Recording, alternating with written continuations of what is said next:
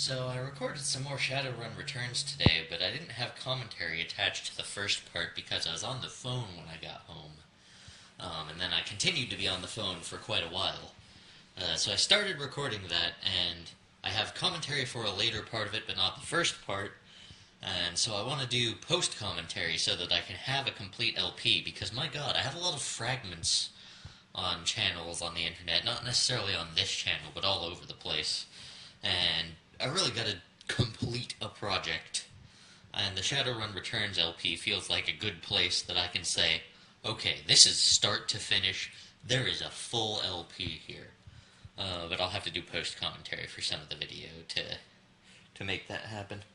That requires editing time, which is not something that's really in a lot of supply. Time in general.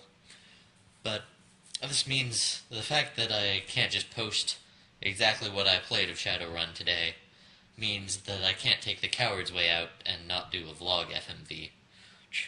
I feel like I'm partially disinclined to do a vlog FMV because I have difficulty thinking of things to talk about, and part of why, well, an excuse that I have made for why I have difficulty thinking of things to talk about is that my life isn't that interesting, but that's kind of just like a blatant lie. Like, the point of doing FMV is to see, like, where the breaking points of this are.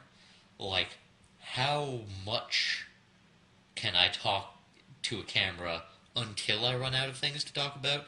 And we have not even nearly come to the breaking points. Like, we haven't started. So I can talk about the gamerfury.tumblr.com. There's the Call of Duty developer who tweaked the stats on one of the guns and was responded to with an enormous amount of Twitter hate, which is not like an unusual thing, but as far as I can tell, the vitriol is not unusual at all, but it was cataloged well in this Tumblr this time.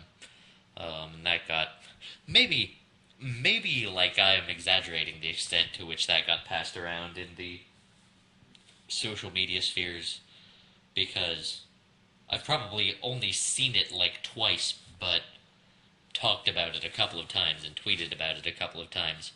But it comes right attached to Phil Fish bailing on Fez 2. Bailing on Fez 2, where we will see if he is actually out of the game for good.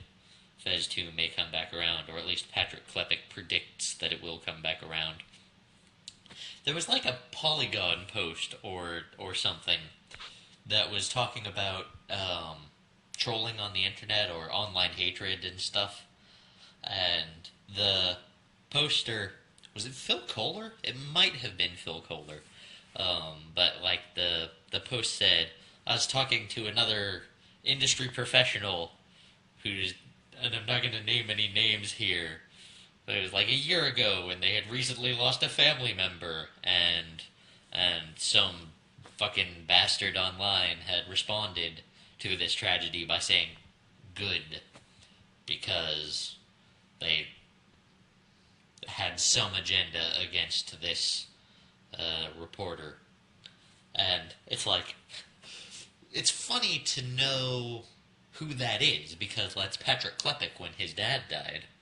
And it's just like, man, it's kind of a small internet when I can read this story that doesn't have any names attached and is explicitly like, I'm going to relay this personal anecdote without any names, and it's like I know exactly who's involved just from being like a casual observer of the field. And I've felt that way about a couple of other things, like I was listening to the Lady Splaining podcast, the Fake Geek Girls episode, and on that Tally from Loading Ready Run is mentioned, and it's like, man, I don't know, these two just random parts of the internet came together. Not all parts of the internet are islands that do not connect to each other. In fact, a lot of parts of the internet connect very closely to other parts of the internet. Like, yeah, when Adam Sessler is on the Giant Bombcast, it's like, this is all more integrated than I would expect. I mean, 6, 7 billion people is an enormous number of people. But I guess maybe the commentary, and I guess it really is the games commentary industry on the internet. I don't. Games is, like, not the point as far as I am concerned. But boy, does it provide a nice scaffolding to talk about everything. And, like, Nerd Talk doesn't talk just about games, it also talks about movies and books and stuff. But games are a thing that I think a lot about, and a lot of the media I consume is centered around games, even when it deals with social justice issues or politics or anything else or technology. Games just provide a real nice